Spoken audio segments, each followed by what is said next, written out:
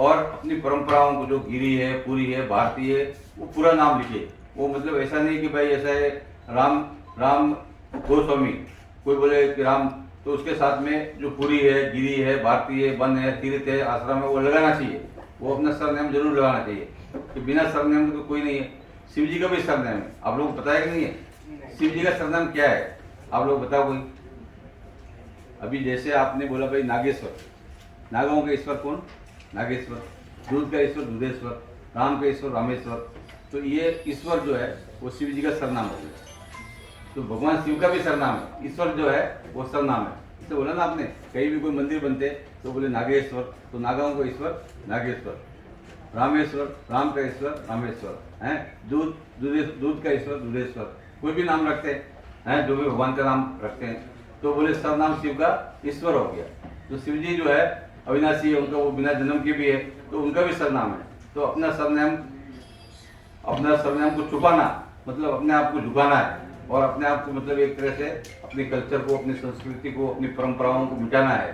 तो इसीलिए बहुत से लोगों को 10 पीढ़ी 5 पीढ़ी का नाम याद नहीं रहता है, तो वो अपने सर नाम से कि भाई हाँ तुम किस कुल में हुए क्या है, तो कुल किस गोत्र में हुए क्या, कुल क्या है। तो ये श्रेष्ठ प्रकार का हमारा जो परंपरा है, उन परंपराओं को भी पूर्ण रूप से निर्वाह करने के लिए सबको प्रेरित करना। तो इसलिए पहले पुराने ज़माने में जैसा होता था कि मंदिर के साथ में पाठशाला, व्यायामशाला, जो आदमी मजबूत लड़ाई झगड़ा भी कर सके, हैं जी, कन्याशाला, हैं, कन्या विद्यालय भी होते थे, है ना जी। तो कन्याओं को पढ़ाना है कि जो हमारी कन्या है, बच्चियां हैं, वो पढ़ेगी तो बहुत से जो है बहुत कार्यों में अपना जो है वो उनका भी योगदान रह सकता है। तो इसीलिए हर मंदिर के साथ में एक शाला, व्यायामशाला, कन्याशाला, पाठशाला, एकशाला, ये 5 प्रकार का जो है चीजें हमेशा, पंच तत्व भी बोला है, पंच तत्व शरीर का, और हमारा पंच परमेश्वर, हम पंच पूजा करते हैं जो है 5 देवताओं का, और 5 लोग निर्णय लिया जाता है सब, तो उसको पंच परमेश्वर निर्णय बोला जाता है। तो ये निश्चित रूप से आप लोग को इस बिंदुओं पर भी चिंतन करना है। कोई बड़े स्तर पर शुरू करने की जरूरत नहीं, छोटा सा भी एक मतलब मंदिर है तो उसके साथ में गांव में भिक्षा मांगते हो, तो एक विद्यालय किसी को भी जो है लाके आचार्य वगैरह को विद्यालय शुरू किया, धीरे धीरे फिर अपना व्यवस्था बनती रहती है। बहुत बड़े बड़े अभी आप देखिए कि कर्नाटक में इतने बड़े बड़े मठों का कॉलेज है, स्कूल है, मेडिकल कॉलेज है। तो वो इतना शुरुआत में इतने बड़े बड़े नहीं, कोई प्राइमरी स्कूल से शुरू किया, कोई छोटे स्कूल शुरू किया, धीरे धीरे कितना हुआ।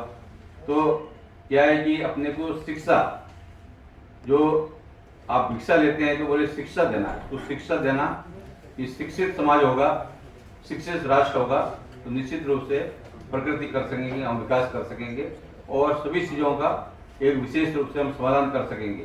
क्योंकि जीवन में अगर शिक्षा नहीं है तो बहुत सारी चीज़ों को अवरोध हो जाता है, रुक जाती है।